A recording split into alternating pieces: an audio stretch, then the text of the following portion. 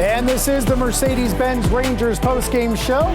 Rangers showed some life in the third period, but they couldn't offset the third degree the Canucks applied in the first 40.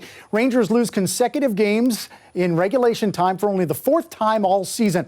Welcome inside our Delta MSG studios, John Giannone, Henrik Lundqvist, and Steve Valiquette. 5-2 the final, Vancouver over the Rangers at the Garden. And now, Henrik, the Rangers have 2 days to kind of do some introspection, figure out what exactly happened in those first 40 minutes to fall down 4-0 before they meet St. Louis on Wednesday. Yeah, we talked about how many good things they did in the first period, and I don't think the Vancouver Canucks played really well, but they were up 2-0 thanks to Demko in net.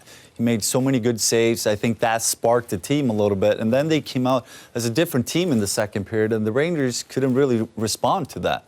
They were a much better team and changed the game completely. And I mean, in the end, you look at the big saves from Demko and what a difference that made in the end, really. You look at first period, a couple of huge saves, and next shift, the Ranger or the Vancouver comes back and score a big goal. And it's tough for a team, for the Rangers tonight, where you do so many good things, you don't get rewarded, instead it ends up back of your net. So mentally, that was a challenge, I think, tonight.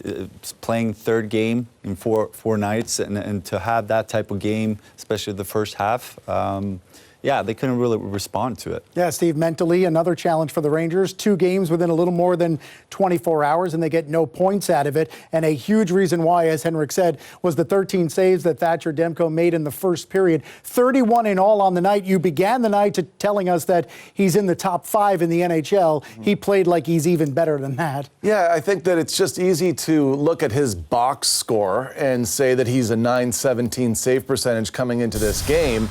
But look, when you look at the difficulty that he faces on a night in and night out basis in the NHL, he is one of the best in the league. You can't always measure it unless you watch these grade A chances. The Rangers have 7 of them in the first period. Don't discount the fact that he is taking goals away from a Rangers team, and that takes a little bit of wind out of your sail. So now you end up going individual in the second period. The Rangers don't get as many chances because they weren't working as a team. But in the third period, that was the first shot of the third period. Kreider, who probably had, at the end of the game, 7 grade A opportunities. That's just, you get goalied some nights in the NHL, and that was what Demko was. And look, I get asked this all the time about Shesterkin and Georgiev. Does the Rangers collectively play better in front of Shesterkin than Georgiev? And it's a small difference comparing actually the save percentage of Georgiev at .898 and Shesterkin at .941. The team plays very similar with either goalie. It's not they play better with Shesterkin or better with Georgiev. It's not that.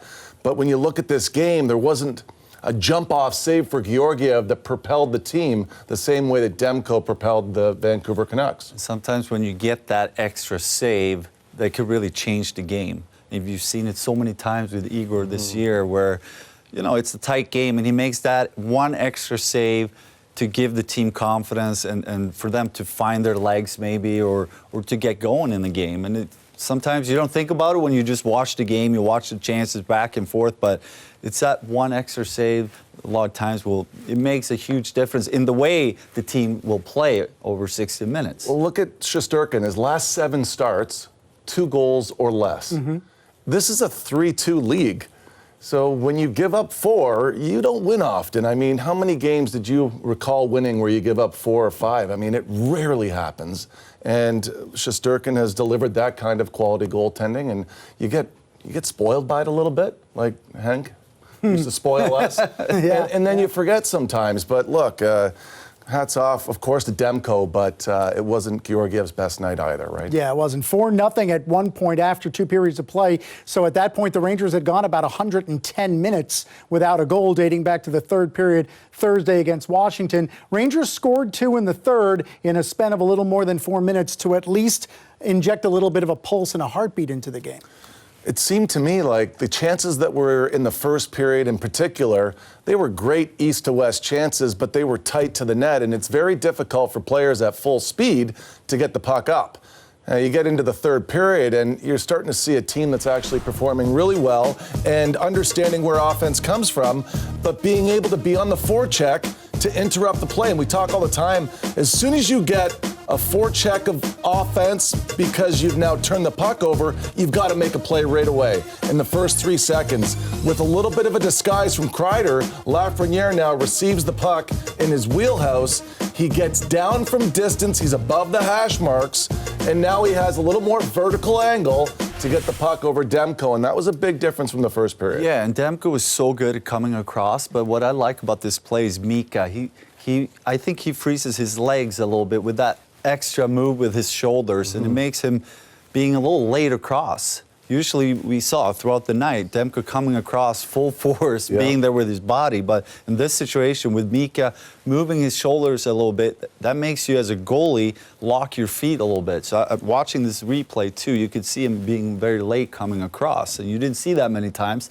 But also you watch the second goal with Pettersson, same thing. He goes across and kind of pretends he wants to keep going, and suddenly he shoots the puck down on Demko's right side, and that's what great players do, right? They make you think something else is about to happen, so they surprise you a little bit. And watch both goals, same thing happen. Top guys, they make you believe something, and they throw something else at you. And it was great plays by two great players. And that's a great description for the assist that Adam Fox had on the goal by Strome that made it 4-2 4 minutes later.